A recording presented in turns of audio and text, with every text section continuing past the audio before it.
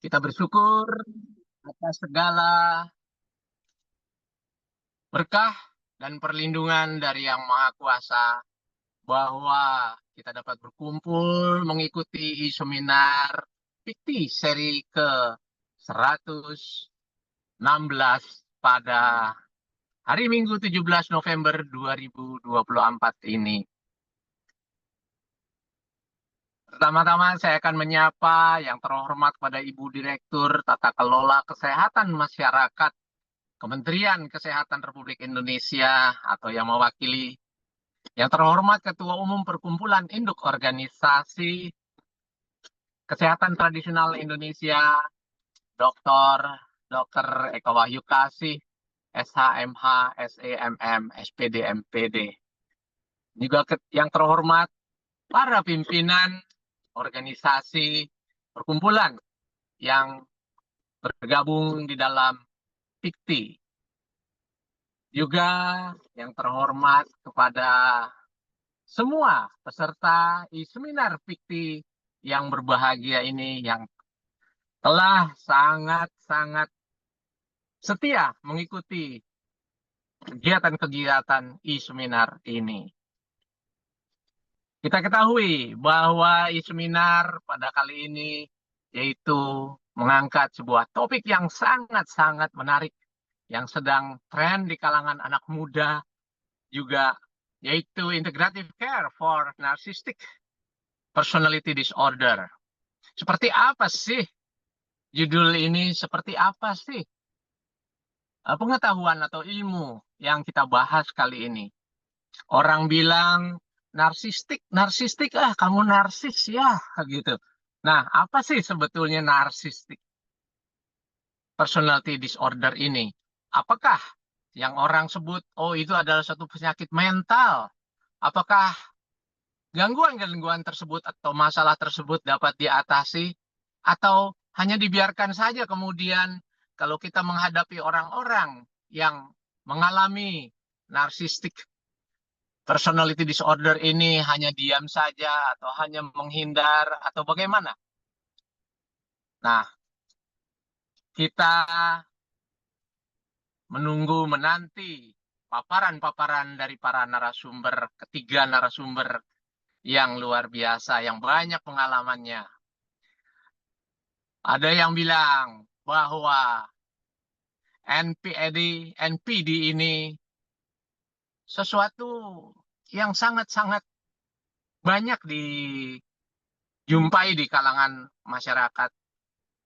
Bahwa dikatakan bahwa sekitar sampai 6% orang mengalami gangguan narsistik ini. Dan sekitar 50 atau 60% itu adalah laki-laki.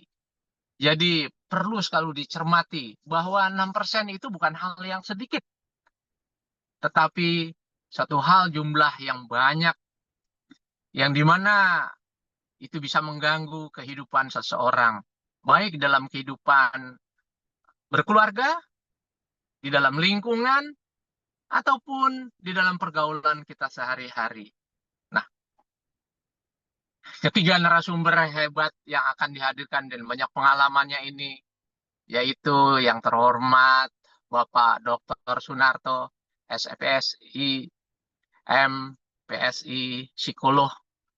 Selamat siang, Pak Narto. Kemudian Ibu Dr. Anda Sri Mulyani Nasution, MPSI dan psikolog.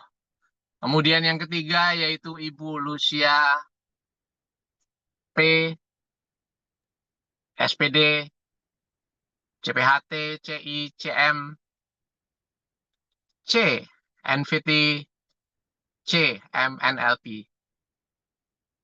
Ketiga narasumber ini sudah sangat berpengalaman dan sangat-sangat mempunyai satu latar belakang yang luar biasa. Baiklah.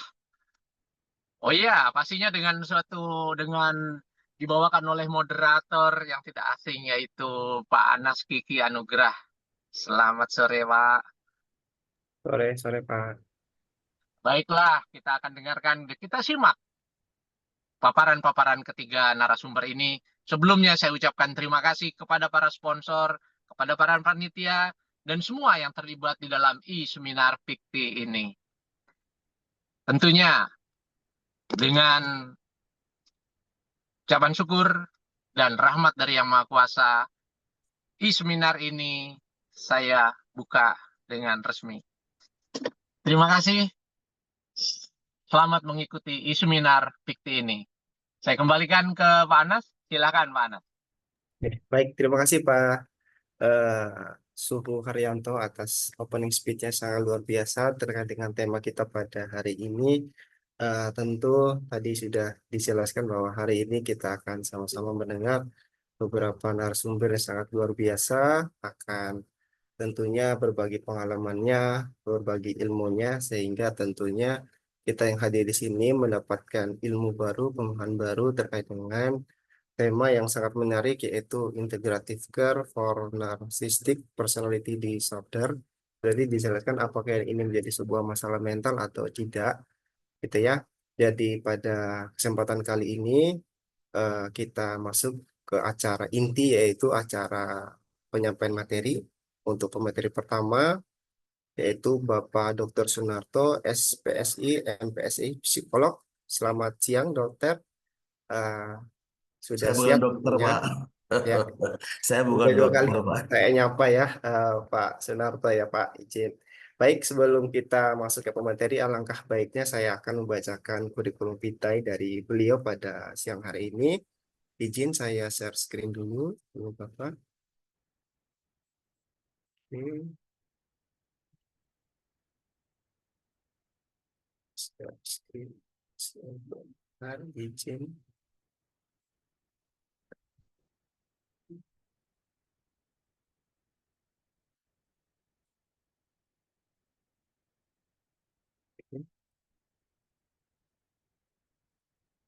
Baik, apakah sudah terlihat dulu Bapak peserta semuanya? Oke, jadi untuk pemateri kita pertama, eh, atas nama eh, Dr. Sunarto, SPSI, MPSI, psikolog.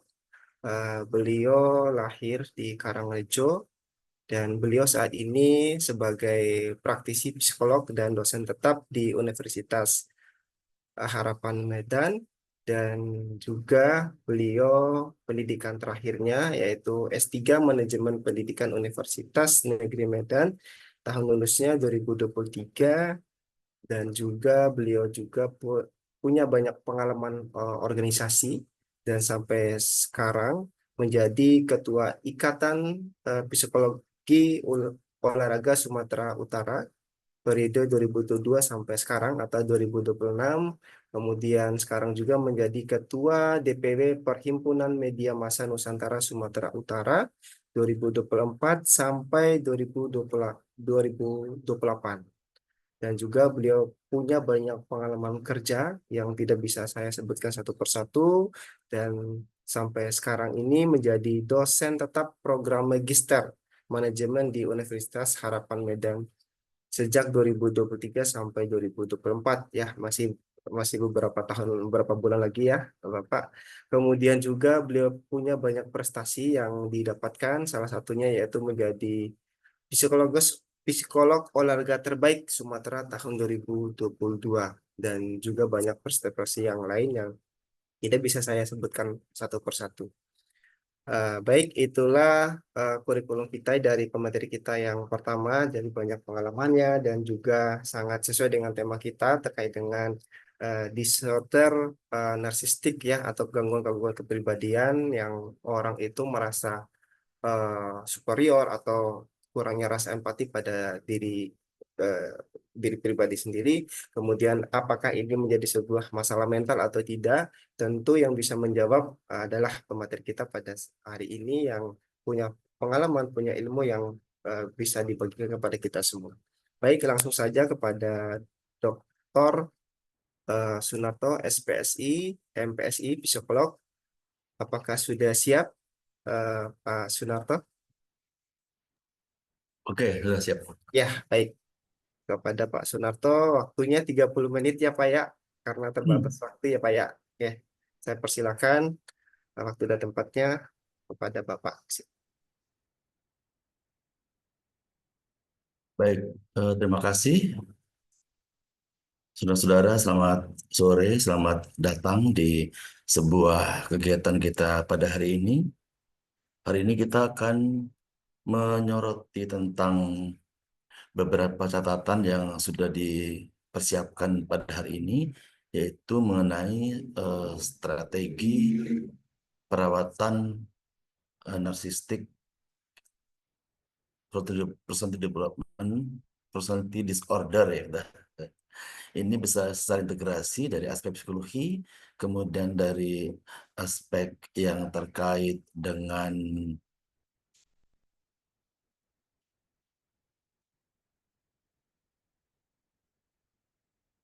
halo, ya, Silakan Bapak, suaranya jelas Pak.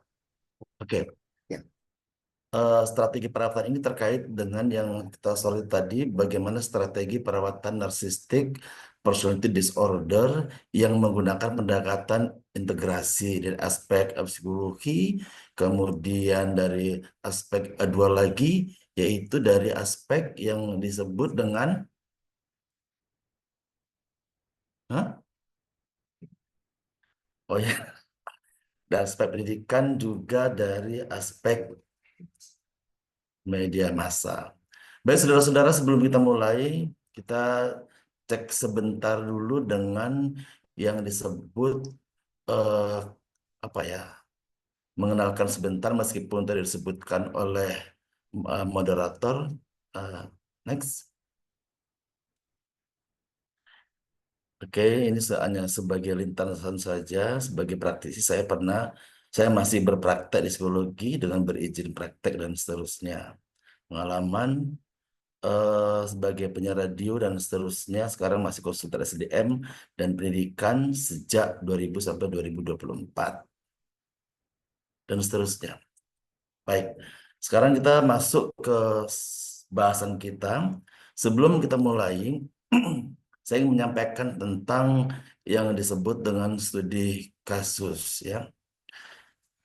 Pertama, kita akan menyoroti tentang aksi-aksi yang dilakukan oleh para konten kreator, kemudian aksi-aksi yang dilakukan oleh para oknum dalam bidang layanan umum atau yang lain-lain, apakah ini terkait dengan kompetensinya, regulasinya, bagaimana efeknya kepada penonton, serta apakah ini karena hanya tuntutan cuan, kemudian ekspresi dirinya, atau karena NPD, gitu ya.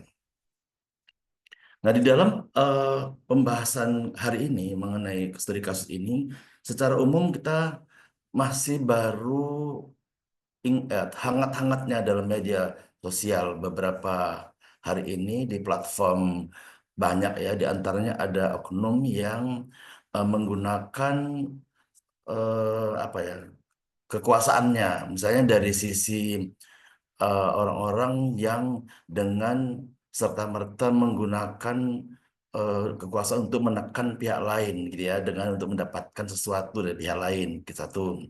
Kemudian adanya para konten kreator yang, kalau dari sisi kompetensi, kalau seandainya orang yang berkompetensi itu menggunakan kompetensinya untuk hal-hal yang sifatnya untuk menampilkan dirinya dengan eksistensi dirinya, tapi ternyata eh, efeknya bagi pihak lain itu adalah tidak relate, tidak relevan, maka berarti usaha yang ditampilkan untuk menunjukkan itu, ini akan menjadi catatan pertanyaan bagi viewers atau bagi penonton. Itu satu.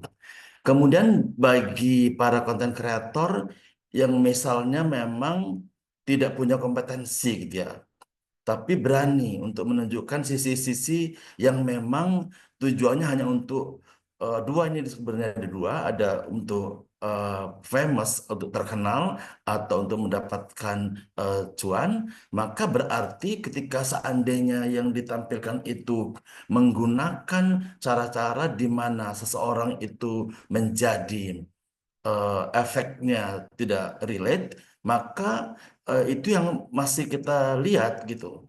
Secara umum dia menggunakan huru hara atau menggunakan hal-hal yang tidak positif atau hal negatif yang di-upload di media platform media sosial sehingga itu bisa diakses oleh pihak lain. Padahal kalau kita lihat secara jernih bahwa isi dari pesan yang ditampilkan itu cenderung tidak mempunyai aspek-aspek yang educable, yang mendidik bagi pihak lain. Namun karena pihak oknum itu tujuannya untuk menampilkan dirinya biar kelihatan lebih baik atau lebih hebat atau bisa memaksa kehendak pada pihak lain, nah berarti ini akan menjadi sesuatu yang dianggap efeknya belum positif.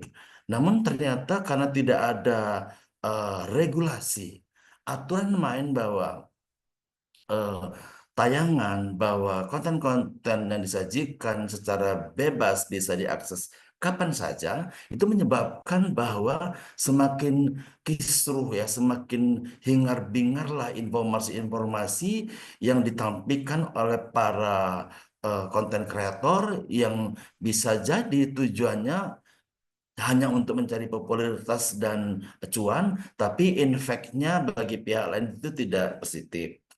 Kemudian ketika tadi misalnya tadi dari sisi satu lagi ya, misalnya dari bidang layanan umum misalnya, itu misalnya di dunia-dunia apakah dunia kampus, ada pendidikan, apa dunia layanan lain, bahwa masih ada oknum-oknum ya yang menunjukkan ya kekuasaannya dengan berperilaku yang tidak relate dengan tujuan dari layanan umum tersebut. Contohnya misalnya kalau di dalam dunia pendidikan itu masih ada arogansi akademik gitu ya. Bahwa sang dosen atau sang pendidik dengan serta-merta boleh menggunakan kekuasaannya untuk menekan pihak lain termasuk mahasiswa yang sebenarnya itu adalah tidak relate, tidak sesuai. Nah, itu baru bagian kecil, mungkin banyak hal lain ketika yang disampaikan oleh si oknum-oknum yang dari bidang lain umum itu adalah hal-hal yang dianggap itu hal biasa, tapi bagi pihak lain itu menimbulkan hal-hal yang tidak menyenangkan atau bahkan mungkin membuat pengalaman-pengalaman yang menyedihkan dalam mendapatkan dunia pelayanan.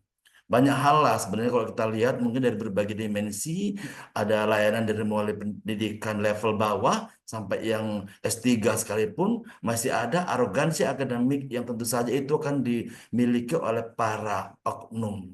Para oknum yang jelas-jelas intinya hanya menunjukkan sisi kekuasaan itu untuk menekan pada pihak lain. Meskipun itu dianggap hal yang biasa untuk mencerdaskan kehidupan bangsa, tapi apa iya ada aturan main begitu?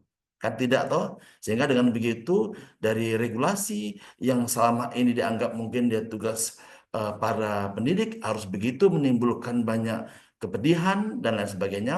Ini yang menjadi PR bagi para penggiat ya di bidang kesehatan mental atau di bidang narcissistic personality disorder atau yang lainnya, sehingga suka tidak suka ini menjadi bagian penting yang harus menjadi kita siapkan tantangannya pada hari ini.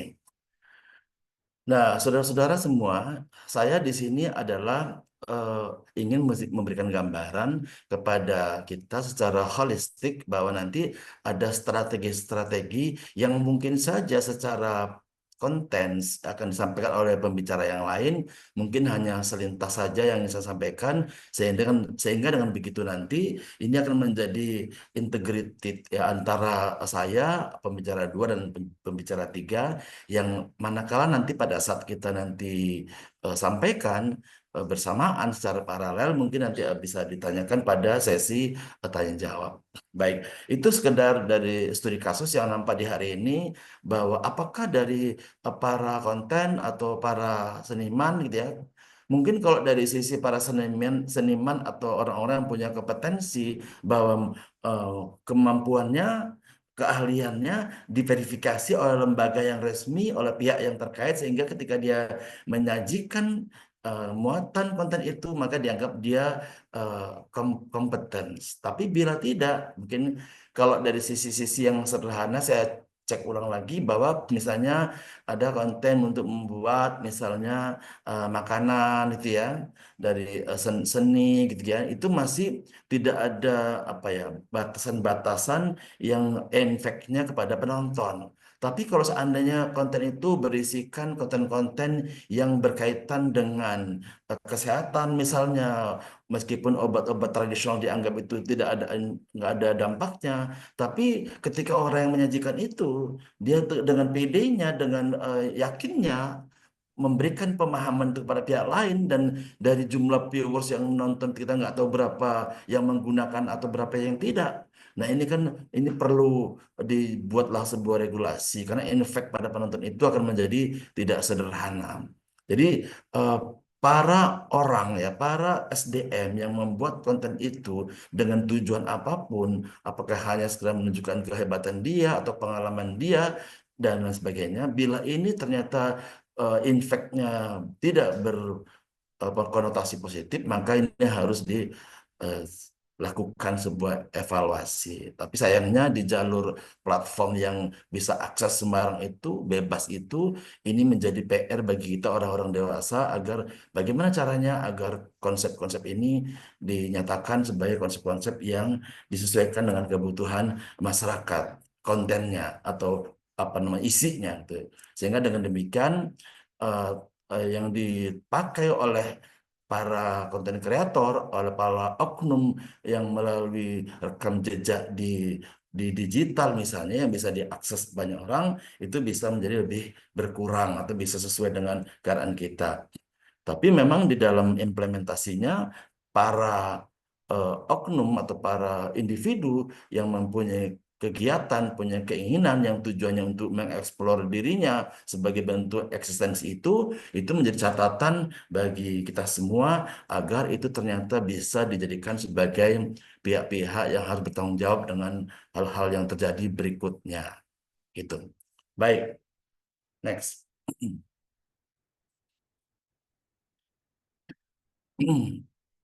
Sepertinya memang di dalam cerita-cerita tadi yang saya sampaikan tadi, apakah itu merupakan kebiasaan seseorang? Apakah itu berbagian dari narcissistic personality disorder yang kalau kita review ke belakang ini menceritakan tentang sejarah bahwa di era-era sebelumnya dari tahun 1898 ada Havelock Ellis telah mengemukakan istilah narsisme itu untuk menghubungkan deskripsi narsiskus dengan perilaku yang diamati para pasiennya. Itu yang pertama. Kemudian menurut Sigmund Freud yang dinyatakan dalam bukunya yaitu Three Essays on the Theory of Sexuality, itu tentang bahwa adanya libido narsistik gitu. Itu dari Sigmund Freud. Kemudian dari psikoanalisis Ernest James menggambarkan bahwa narsisme itu adalah sebagai cacat karakter. Sedangkan menurut Robert Wilder tahun 1925 menerbitkan laporan kasus pertama narsisme patologis dan menggambarkannya sebagai kepribadian narsistik. Nah, jadi saudara-saudara bahwa ternyata isu narsistik itu sudah sejak 1898 gitu ya. Tapi mungkin yang teramati di masyarakat sekarang itu sangat menjadi lebih kentara yang kita bisa amati di platform digital, di dunia media. Kalau dari melalui secara awam kan mungkin terbatas ya, tidak teramatin begitu rupa. Next.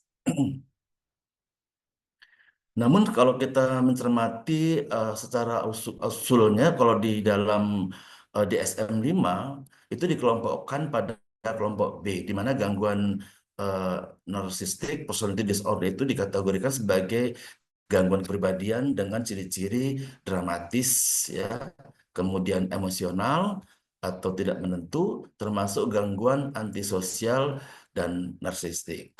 Jadi ini sudah diterbitkan dalam sebuah diagnostik statistical bagian kelima ya, di mana di situ dinyatakan bahwa Secara umum, karakteristiknya, tipologinya sudah dinyatakan dalam Diagnostic and Statistical Manual of Mental Disorder edisi yang kelima, gitu ya. Disebutkan demikian, gangguan kepribadian. Next. Nah, sebenarnya setelah kita lihat dari kasus tadi, dari sejarah cerita lagi, dari beberapa catatan yang disebutkan di DSM-5 itu, apa itu sebenarnya narcissistic personality disorder?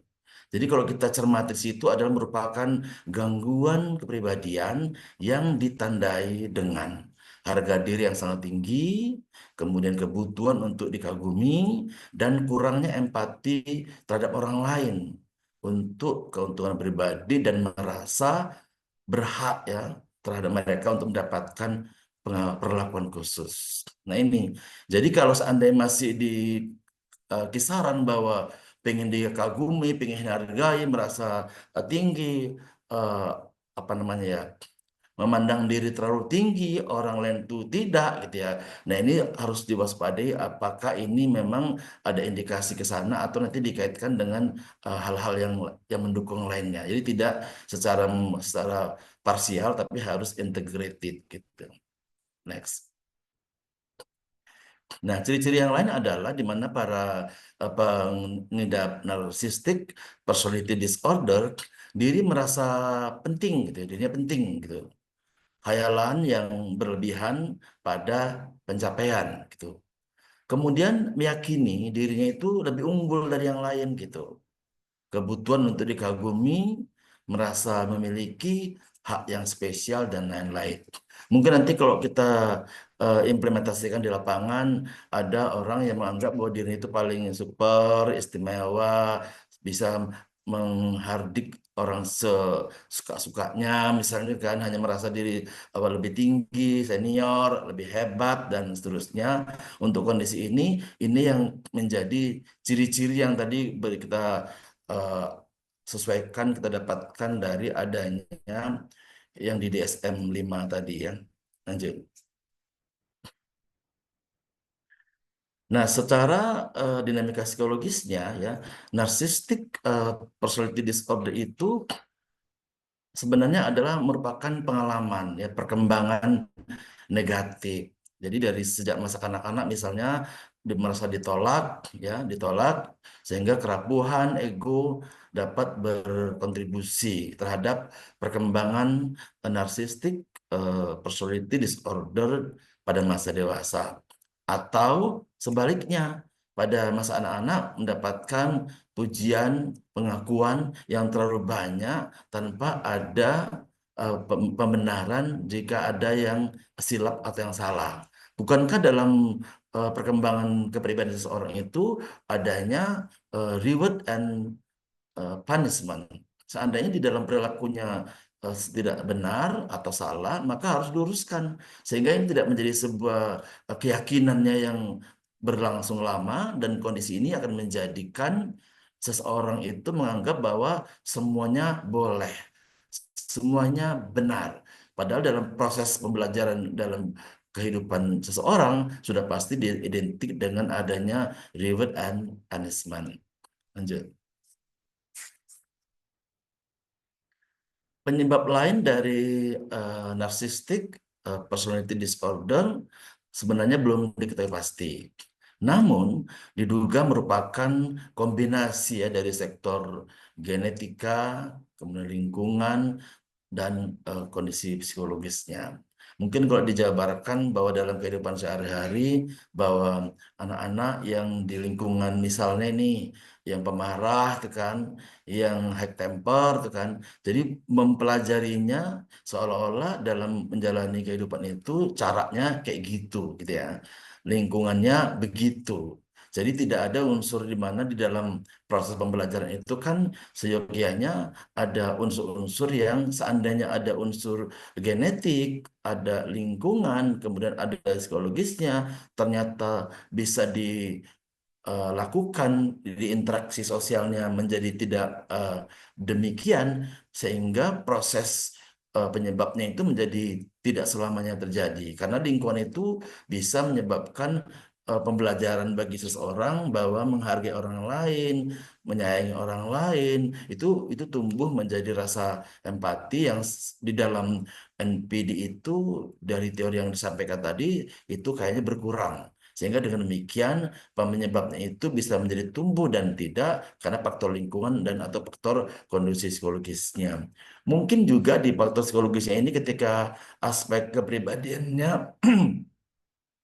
ada orang yang tipikalnya bisa menerima masukan dari pihak lain atau tidak, menyebabkan bahwa masuknya informasi itu akan menjadikan panduan bagi yang bersangkutan untuk bisa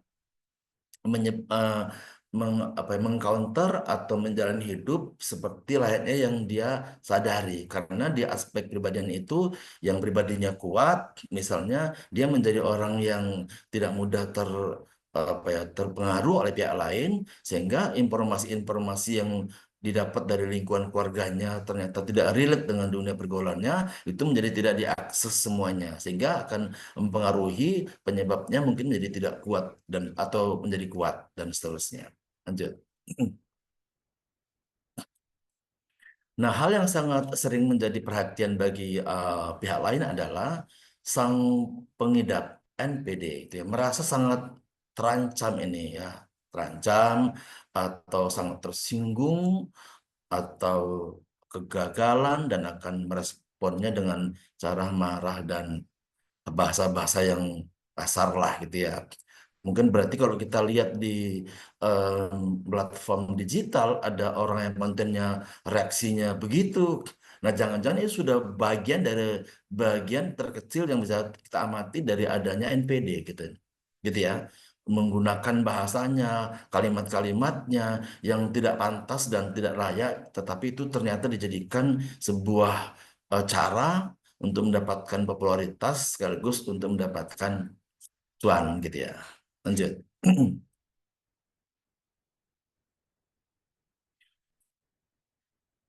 Nah, Bapak Ibu dan saudara-saudara sekalian, di dalam paparan saya selanjutnya adalah mengenai komplikasi narsistik ya, yang bersangkutan mengalami kesulitan dalam hubungan sosial.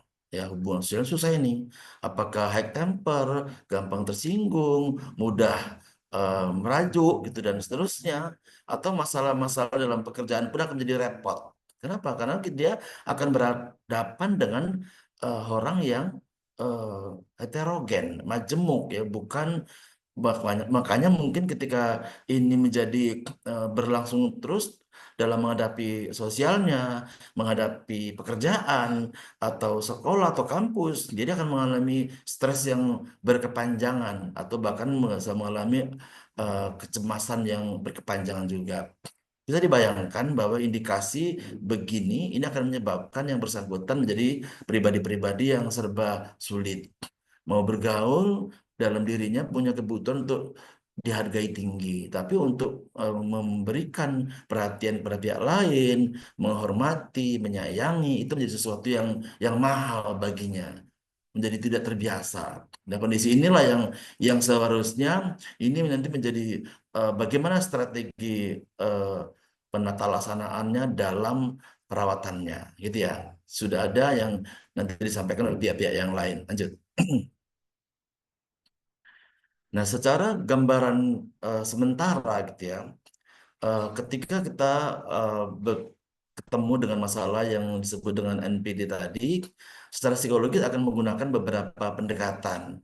Pendekatan itu yang saya catat di sini ada beberapa, di antara ada psikoterapi, kemudian ada CBT, bagaimana meyakinkan orang itu secara aspek kognitifnya bahwa kecemasan, hal yang merasa tidak berguna, ada merasa dia tidak penting orang lain, ketika dikonfrontir baru apakah dia bisa menjadi menerima atau tidak. Ada terapi psikodinamik gitu ya.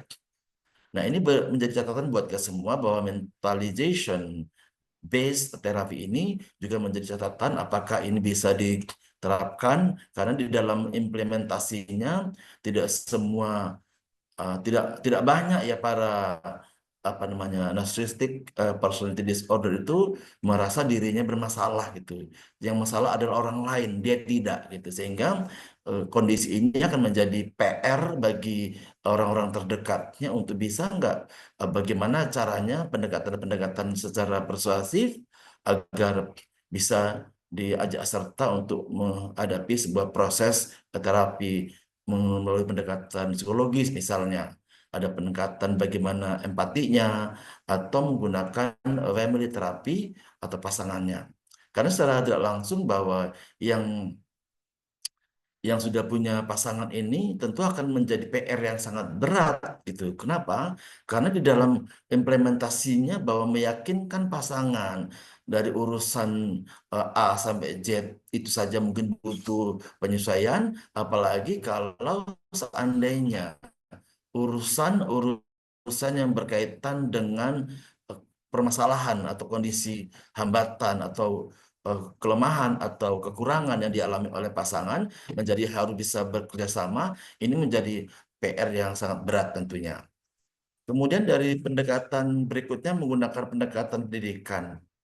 Tentu saja bagaimana teknik yang bisa dilakukan agar ketika dia apa namanya mendapatkan pendidikan di sekolah atau di kampus, tentu harus ada penyuluhan atau pelatihan para guru atau pendamping murid atau dosen untuk bisa memberikan gambaran ini loh secara holistik.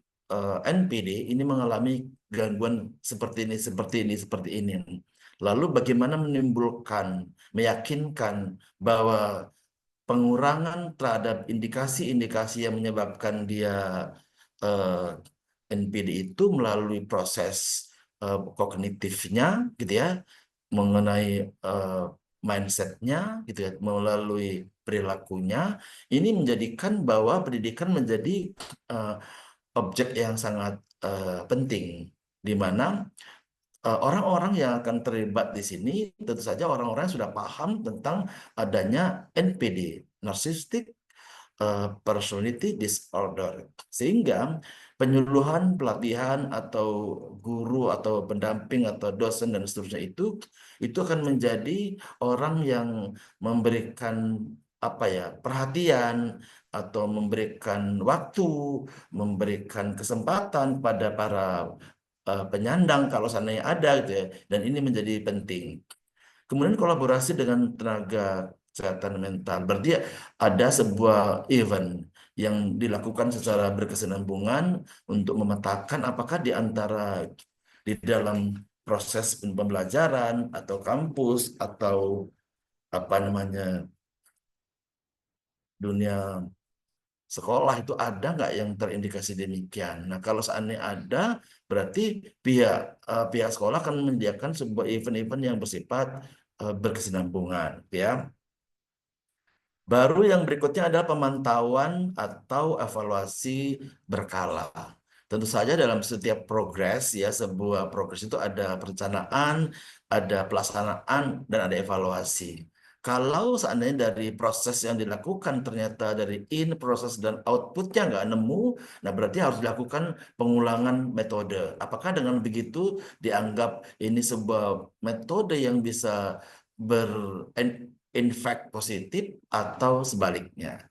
Lanjut. Nah, kemudian bagaimana ya peran Izin, Pak. media massa Mas di Sunarto dalam izin. ya? Waktunya 2 menit lagi, Pak. Oke, baik. Ya. Baik. Kemudian dari peran media massa, tentu saja masih dipakai dengan menggunakan pendidikan, penyuluhan melalui iklan layanan masyarakat, misalnya melalui media podcast atau melalui talk show dan seterusnya untuk menggambarkan hal-hal yang berkaitan dengan NPD. Kemudian akan memberikan kesadaran, mengurangi stigma dalam pikirannya bahwa NPD itu semua gangguan yang serius atau tidak serius, bisa dirubah atau tidak. Tentu perlu dukungan dari media sosial yang ada selama ini dipakai hanya untuk menunjukkan dirinya, tapi bisa dipakai untuk bagaimana caranya ya agar media-media digital itu bisa berakses untuk seseorang bisa tahu bahwa ini sudah mengarah ke NPD atau ini yang sekedar egosentris saja. Kemudian ada forum kesehatan mental yang bisa dilakukan untuk bagaimana pendekatan-pendekatan kalau muncul tekanan, muncul hal-hal yang tidak menyenangkan, bagaimana relaksasinya, bagaimana meditasinya, dan seterusnya. Kemudian ada program interaktif yang terselenggarakan sehingga orang bisa curhat, bisa langsung ngomong dengan dokternya kah, atau dengan psikolog, dan lain sebagainya. Yang terakhir kita ada catatan sekali lagi di mana di dalam uh, uh, narcissistic trait versus AIDS di studi Saibul 2024 bahwa seiring bertambahnya usia katanya kepribadian narsistik semakin berkurang dalam jumlah tidak berlebihan. Narsis membantu untuk mengejar ambisi positif, persistensi, dan mencegah depresi. Satu lagi catatan terakhir bahwa di sini dikatakan bahwa ada sebuah tantangan, lanjut. Ada sebuah tantangan di mana narsistik itu ternyata ada beberapa catatan yang bisa menyebabkan orang itu bisa menerima atau tidak, bersedia atau tidak. Kemudian adanya sebuah kondisi di mana tidak semua jasa yang berhubungan dengan untuk mengurangi NPD itu tersedia atau tidak. Dan ujung-ujungnya terkait nanti dengan operational budgeting. Ini bagian-bagian yang tidak semua narcissistic personality disorder itu menerima jika diberikan masukan, yang menerima diberikan saran, karena merasa dia tidak apa-apa. Barangkali itu dulu untuk sementara bahwa dari tayangan atau dari paparan yang saya sampaikan tadi, mungkin nanti ada beberapa catatan atau pertanyaan masih kami tunggu. Terima kasih, selamat sore. Baik, terima kasih Pak Sunarto atas penyampaian materi yang sangat luar biasa. Tadi yang disampaikan terkait dengan konten kreator, kemudian